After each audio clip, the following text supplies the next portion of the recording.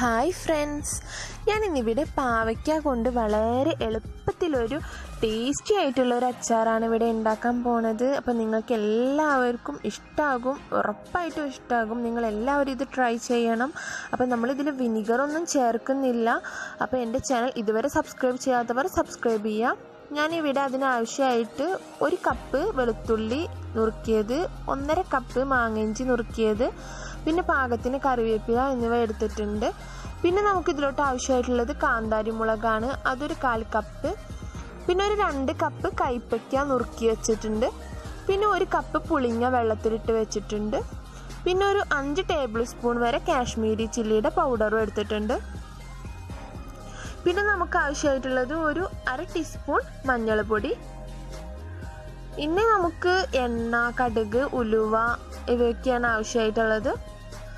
നമുക്ക് ഉണ്ടാക്കി തുടങ്ങാം. ഇതുപോലെ ഒരു ചീനച്ചട്ടി അടുപ്പത്ത് വെച്ചിട്ട് നന്നായി ചൂടാക്കുക. നന്നായിട്ട് ചൂടായി വന്ന ശേഷം നമുക്ക് ഇതിലോട്ടൊരു 5 ടേബിൾ സ്പൂൺ വരെ എണ്ണ ചേർത്തെടുക്കാം. ഞാൻ വെളിച്ചെണ്ണയാണ് ചേർത്തിട്ടുള്ളത്. ഇത് നന്നായിട്ട് ചൂടായി വരുമ്പോൾ നമുക്കിതിലേക്ക് 1 ടീസ്പൂൺ കടുക് ഇട്ടെടുക്കാം. കടുക് നന്നായി പൊട്ടി വന്ന ഉടനെ നമുക്ക് നമ്മുടെ ചീനമുളക് ഉണ്ട്, അതാണ് ചേർക്കാനുള്ളത്. അപ്പോൾ പ്രത്യേകം ശ്രദ്ധിക്കുക, ഇത് ഇട്ട് കഴിഞ്ഞാൽ നന്നായിട്ട് പൊട്ടിത്തെറിക്കും. നമ്മൾ ചീനമുളക് കീറിയിട്ടൊന്നും ഉണ്ടായിരുന്നില്ല, അപ്പോൾ ഇങ്ങനെ പൊട്ടിത്തെറിക്കും. അതുകൊണ്ട് നമുക്ക് അതിൻ്റെ ആവശ്യമില്ല. അപ്പോൾ അടുത്ത് വെച്ചിട്ട് വേണം നമ്മളിതിൽ ചീനമുളക് ഇടാനായിട്ട്, അല്ലെങ്കിൽ ഒന്നാകെ നമ്മുടെ മേലിലേക്ക് പൊട്ടിത്തെറിക്കാൻ ചാൻസ് ഉണ്ട്. പ്രത്യേകം ശ്രദ്ധിക്കണം. അപ്പോൾ ഇത് നന്നായിട്ട് പൊട്ടി വന്നതിന് ശേഷം നമുക്കിതിലോട്ട് വെളുത്തുള്ളിയും അതുപോലെ തന്നെ മാങ്ങയിഞ്ചിയും കൂടെ ചേർത്ത് കൊടുക്കാം. സാധാരണ നമ്മുടെ പച്ചമുളകിനേക്കാളും ഏറ്റവും ടേസ്റ്റി ആയിട്ടുള്ളത് ഇതുപോലത്തെ കാന്താരി മുളക് ചേർക്കുന്നതാണ്. അപ്പോൾ അതുകൊണ്ട് ഇത് തന്നെ കിട്ടുകയാണെങ്കിൽ മാക്സിമം ഇത് തന്നെ ഇടാൻ ശ്രമിക്കണം. അപ്പോൾ നന്നായിട്ട് ഇതൊന്ന് എണ്ണയിലിട്ടിട്ട് ഒന്ന് വഴറ്റിയെടുത്തതിന് ശേഷം നമുക്കിതിലോട്ട് കറിവേപ്പില ഇട്ട് കൊടുക്കാം. ഇനി നമുക്കിതിലോട്ട് മുളക് പൊടിയാണ് ചേർക്കാനുള്ളത്. അപ്പോൾ നിങ്ങൾക്ക് ഇഷ്ടത്തിനുള്ള അനുസരിച്ചിട്ട് എരിവ് വേണമെങ്കിൽ കൂട്ടുകയോ കുറയ്ക്കുകയോ ഒക്കെ ചെയ്യാം. ഇവിടെ ഞങ്ങൾ വീട്ടിലുള്ളവരൊക്കെ നന്നായിട്ട് നന്നായിട്ട് എരിവ് കഴിക്കുന്ന ആൾക്കാരാണ്. അപ്പോൾ നിങ്ങൾക്ക് ഇഷ്ടമുള്ള പോലെ എരിവ് ചേർത്ത് കൊടുക്കാം. ഞാൻ ഇതിലോട്ട് ഒരു 1/2 ടീസ്പൂൺ മഞ്ഞൾപ്പൊടി എടുത്തു വെച്ചത് ഇട്ടിട്ടുണ്ട്. ഇത് നന്നായിട്ട് ഈ എണ്ണയിലിട്ടിട്ടൊന്ന് നല്ല പോലെ ഒന്ന് ഇളക്കി കൊടുത്ത് യോജിപ്പിച്ചെടുക്കണം ഇതുപോലെ. ഇനി നമുക്കിതിലോട്ട് പുളിവെള്ളം ചേർത്ത് കൊടുക്കാം. അപ്പോൾ അതാണ് ഞാൻ പറഞ്ഞത്, ഇതിലോട്ട് ഈ വിനീഗർ ചേർക്കുന്നില്ല എന്ന് പറഞ്ഞത്.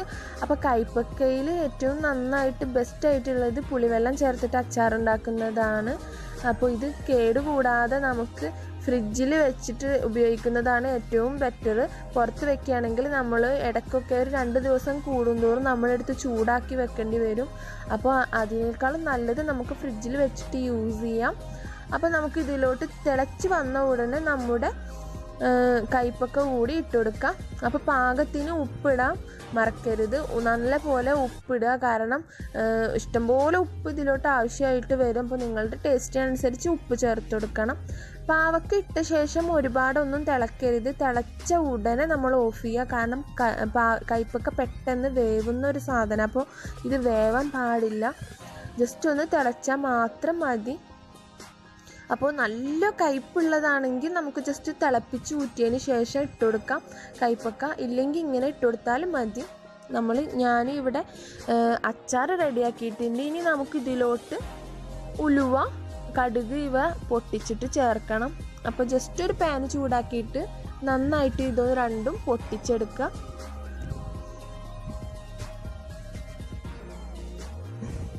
ഇനി ഇതൊന്ന് ഇളക്കി കൊടുത്തിട്ടൊന്ന് പൊട്ടിച്ചെടുത്തതിന് ശേഷം ചൂടാറാൻ വേണ്ടിയിട്ട് വെക്കണം. നമ്മൾ അച്ചാർ വാങ്ങി വെച്ചിട്ടുള്ളത് നന്നായിട്ടൊന്ന് ആവിയൊക്കെ പോയതിന് ശേഷം വേണം ഇത് പൊടിച്ച് ചേർക്കാനായിട്ട്. അപ്പോൾ ഇതൊക്കെ നന്നായി പൊട്ടി വന്നിട്ടുണ്ട്, ഇത് ചൂടാറിയിട്ടുണ്ട്. ഇനി നമുക്ക് എന്ത് ചെയ്യാം, ഇതൊന്ന് പൊടിച്ചെടുക്കാം. ഇപ്പോൾ ഇനി നമുക്ക് ഇതിലോട്ട് ചേർത്ത് കൊടുക്കാം. രണ്ടും കൂടെ ഒന്ന് മിക്സ് ചെയ്തെടുക്കണം. ഞാൻ എടുത്ത് വെച്ചിട്ടുള്ള പുളിവെള്ളത്തിന് പുറമെ എൻ്റെ ഇഷ്ടത്തിനനുസരിച്ചിട്ട് നമ്മൾക്കിതൊരു കറിയുടെ രൂപത്തിലാണ്, അതായത് കുറുക്കിയിട്ടുള്ള അച്ചാറല്ല, കുറച്ച് ലൂസായിട്ടുള്ളത്. അപ്പോൾ അതിനനുസരിച്ചിട്ട് ഞാൻ വെള്ളം വീണ്ടും ചേർത്ത് കൊടുത്തിട്ടുണ്ടായിരുന്നു. അപ്പോൾ ഇത് ലൂസായിട്ട് കഴിക്കുന്നതാണ് ഏറ്റവും ടേസ്റ്റ്. അപ്പോൾ നമ്മുടെ അച്ചാർ റെഡി ആയിട്ടുണ്ട്. അപ്പോൾ നിങ്ങൾക്ക് എല്ലാവർക്കും ഇത് ഇഷ്ടപ്പെട്ടു എന്ന് വിശ്വസിക്കുന്നു. എല്ലാവരും ലൈക്ക് ചെയ്യാനും ഷെയർ ചെയ്യാനും കമൻറ്റ് ചെയ്യാനും മറക്കരുത്. താങ്ക്